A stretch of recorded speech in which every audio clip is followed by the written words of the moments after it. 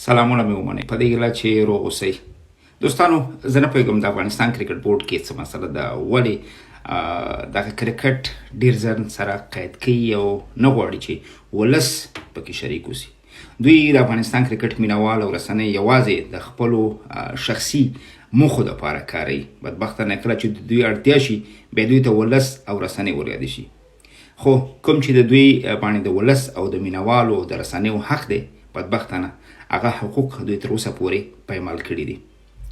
ډایرکټ اصلي موضوع ته راځم. ټاکل شوې ده د افغانستان الف کرکټ ملي لوبډله نږدې راتلونکي کې عمان ته لاړه شي.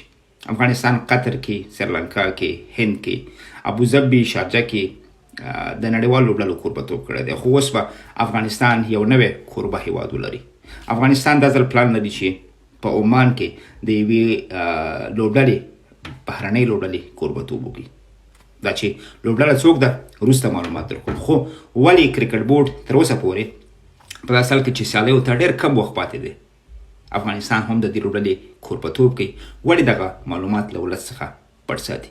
ولې دغه حق مینوالو رسنیو ته نه ورکوي چې د دغې ادارې له هر پرمختګ څخه چې نه کوم سیاسي اړخ لري، نه کوم استخباراتي اړخ لري، نه کوم بل د چا شخصي یا د شمال یا د جنوب یا د شرق یا د غرب پورې مربوطه نه ده، نه د چا شخصي جایداد او جاګیر دی. دا د افغانستان لوبډله ده، دا د افغانستان کرکټ اداره ده. دغه معلومات له رسنیو څخه پټ ساتي چې په هیڅ صورت باندې دا مسلکیتوب نه دی. او په ځانګړې توګه له میرویس اشرف صاحب څخه زموږ دا تمه وه چې 2 کلونو کې کم تر کمه موږ ته سیسټم جوړ کړي. د دې څخه موږ نور داسې کوم جادویي شی نه غوښته.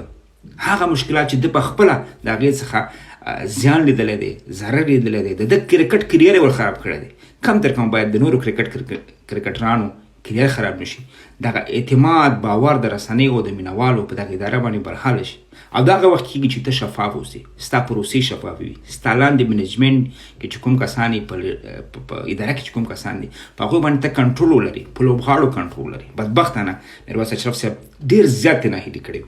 د همدې وجې نه کوشش کو په نننۍ ویډیو کې هغه څه چې تاسې تر اوسه پورې زموږ نه پټ ساتلي دي هغه موږ له ولس سره شریک کړو. معلومات داسې دي چې افغانستان الف کرکټ ملي لوبډله د اکتوبر په 9مه نیټه یعنی تقریبا 9 ورځې وروسته دا عمان ته ځي.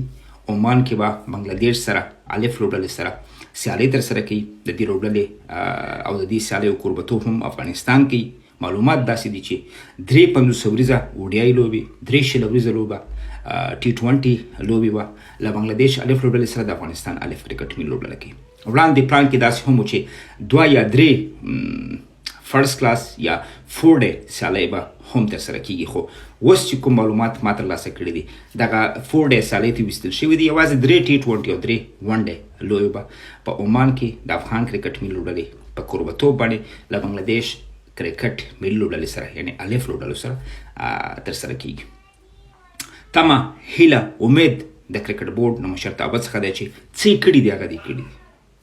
څه چې چیف سلیکټر وکړل ټول ولس ته معلومه ده، او په چیلنج سره د دې یو انتخاب منطقي دلیل د سره نشته دی. تقریبا 6 لوبډلې د اسدالله خان په مشرۍ کې انتخاب شوي دي.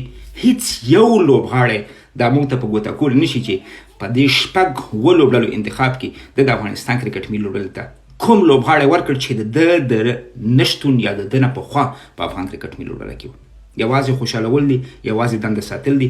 باید دغه ته نور سټاپ یا پاز ولګېږي. باید د دې مخنیوی په خپله چیرمین صاحب وکړي او په دغه خپلو لاندې ماتحتو باندې کنټرول ولري، په لوبغاړو کنټرول ولري، په اداره کنټرول ولري.